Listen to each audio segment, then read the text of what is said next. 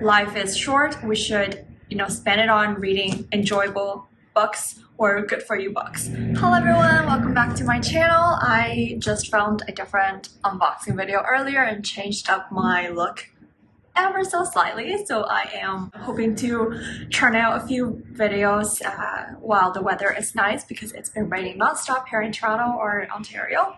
So today I would like to do an April wrap-up of the books that I've read, I DNF'd, or the books I sort of came across and flew through and enjoyed thoroughly. So without further ado, I will jump right into this video. So I want to start off by mentioning my favorite read of this month, which was The Death of Vivian Ogi.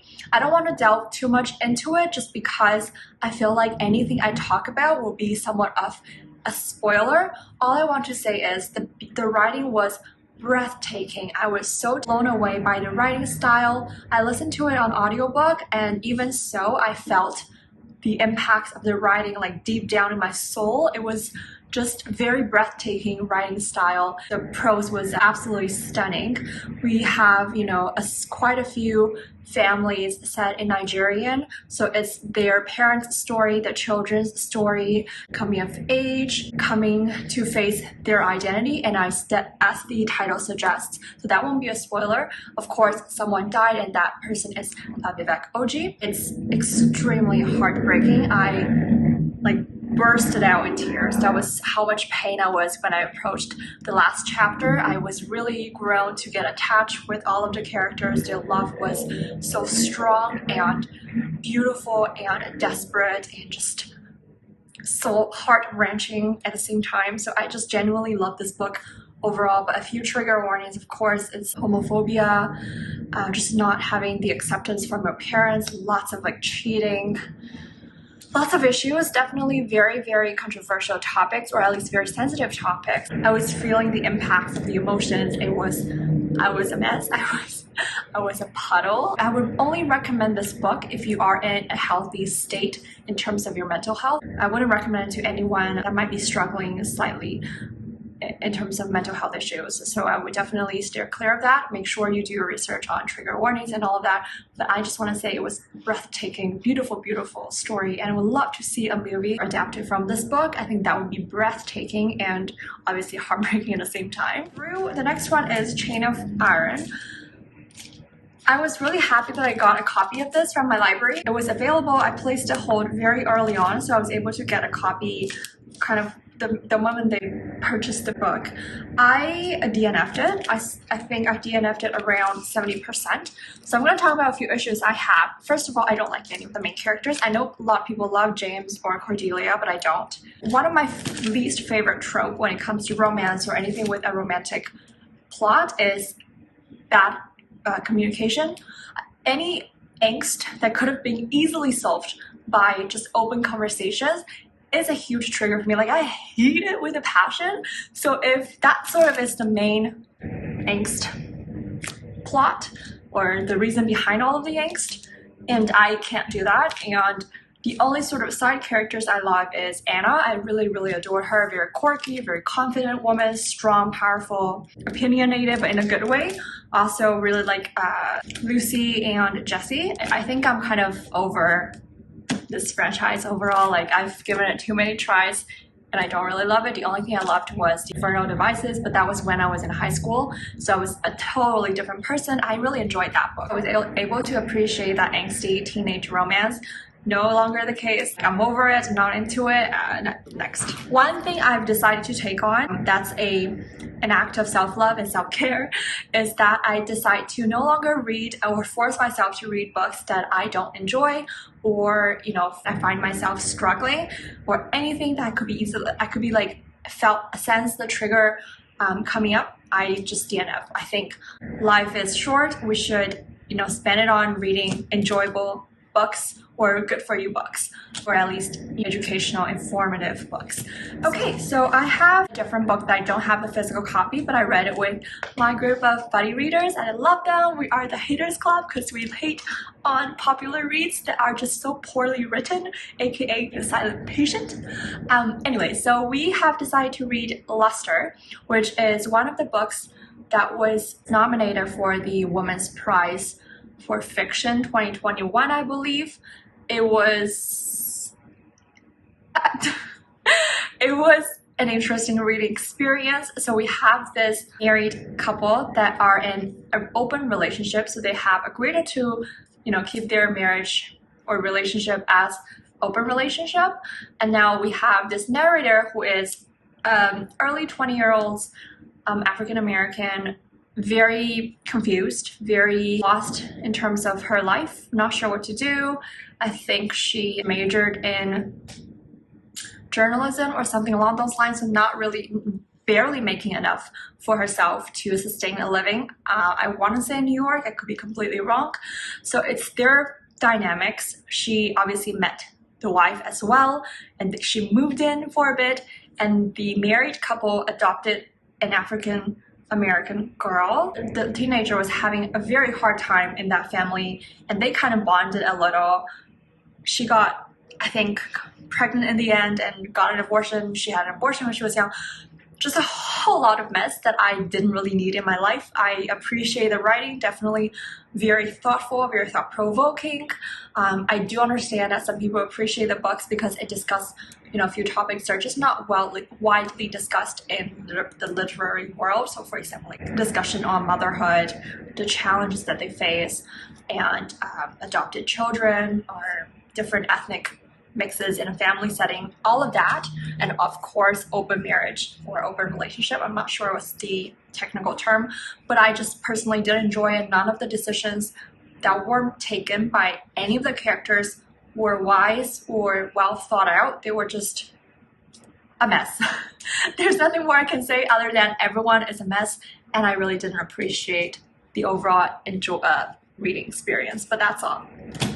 But also, while we're on the topic of this woman's list, or the list, the long list, I just finished reading Consent yesterday by Annabel, Lyon, and I believe she's from Canada, so a lot of the the plots were set in Toronto and Vancouver. We follow those two sets of siblings. I don't want to delve too much into it, but again, very messed up lives. Both have suffered a loss of their sister, so due to different reasons, the two sets of sisters, one of them passed away, and it's their sort of aftermath of dealing with it, coming to somewhat of an acceptance, and finding out more about their sisters that they couldn't really relate to while they were alive, or couldn't really have a strong affection with the sisters. So it sort of followed those two sets of siblings' life stories. But again, very beautiful writing style. I find it to be a perfect balance between beautiful prose and very concise. Again, I want to say this book has a stunning cover. I actually own a wine glass very much alike this one, just in a darker shade of green. It has I love this cover so much. It has a lipstick stain and I believe a mosquito being trapped inside or some sort of insect. So it kind of gives you an idea. It's a lot of controversial topics. I definitely think it had like BDSM, or I almost want to say non-consensual sex, but I'm not entirely sure like what's the strict definition in that relationship, because we have one sister who passed away that was mentally challenged, so it was definitely very interesting in that regard. But overall, I really enjoyed this book, unlike Last Luster, although it does of course also deal with very troublesome people who are suffering, people who doesn't lead a normal life, if that makes any sense at all. But it definitely sheds some light on all of that different dynamic with different people with different life paths, people with different preferences, different experiences. I definitely think it's a very enjoyable read, and I listened to it on audiobook while sort of loosely following it through the book, and it was only 6 or 7 hours, so very short read, and I thoroughly enjoyed it. I think gave it like a 4-star rating. The next one that I have is Fangs, which is a very new, very different thing for me. It's a graphic novel that follows pretty much a romance line between a vampire and a werewolf, so pretty cliche, but I just needed something light after Luster because it was just such a heavy book, and I just felt like I was kind of drained from reading that, so I needed something to fast and quick and entertaining to pick myself up. So it's very, you know, sarcastic, but in a very just lighthearted way. There was one thing I think, so for example, the werewolf, which is the guy, was saying, I will guess your favorite color is red. They pointed at each other to say red because like blood, because the woman is a vampire. It's super cheesy and corny, but also kind of cute at the same time because the romance is just like very accepting, very, you know, just appreciate and accept each other's identity, and it could be definitely taken metaphorically in the real world. Oh, so okay, this is my favorite part between the two of them when they were discussing their exes. The woman was asking, or the vampire woman was asking, did you ever date another werewolf? And the guy was like, yes, cute girl, but could turn into a real bitch, because werewolf. And then the other one was, the guy was asking, and did you ever date a vampire? And she was like, yes, he sucked. So I thought that was very witty.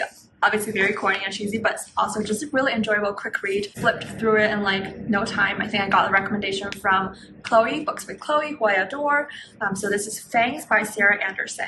Another book that I don't have the physical copy, but I also finished, is The Wife Upstairs. Very generic thriller. It was, you know, I find if I'm ever in a reading slump, I just pick up a thriller audiobook and just fly through it, and that kind of picks up my reading motivation a bit because those are just really easy to get through. I mean, other than Silent Patient, which, you know, everyone knows I hate that book so much. Anyway, so The Wife Upstairs kind of follows rich neighborhood, young girl, very kind of, I think we have quite a few storylines that kind of follow those kind of types of characters. Young girl, dog walking this very expensive neighborhood, met this guy who's really rich, wealthy, beautiful, gorgeous, confident, all of that, got into a relationship, got engaged, and discovered that he's missing, a presumed missing wife, was actually hiding upstairs in the attic or something along those lines. I don't want to spoil anything, but it's really not that, you know, it didn't take me by surprise. I've kind of predicted it, even if I didn't, like, it didn't wow me, but it was, you know, a good book to transition in between heavy books. So I thought it was okay if you ever are in the mood to pick up a thriller, or if you are sort of easing into a thriller that you haven't really, you know, explored that genre enough. I think that's a good or easy one to get into. It's not too dark, it's not too heavy, so it's, you know, it could be a good introductory book for thriller genre if you are interested. And what else did I read? I think it's kind of, no, that kind of wraps up my April reading. It was an okay reading month. Like, I didn't read a lot of heavy books. I didn't read a lot. Oh, actually, one thing I want to quickly point out, I picked up Bad Blood, which is a nonfiction on Silicon Valley, but there was a very racist comment, and I was very offended, and I thought that was not okay for a nonfiction author to say. It was very discriminatory towards the immigrants, the Asian immigrants, Chinese specifically. So I was, you know, I felt very triggered and infuriated by that statement and decided to put it down, and I left a Goodreads review on it, which I thought was just definitely not okay for something to be included like that. Alright, so that wraps up my April reading. I hope you enjoyed this video. Please let me know if you have read or came across any exciting, thought-provoking, beautiful books in general or in April, and please share with me in the comment section down below. As always, please subscribe, thumbs up, and comment if you have any feedback at all, and I love you guys. Thank you so much for watching, and take care. Goodbye.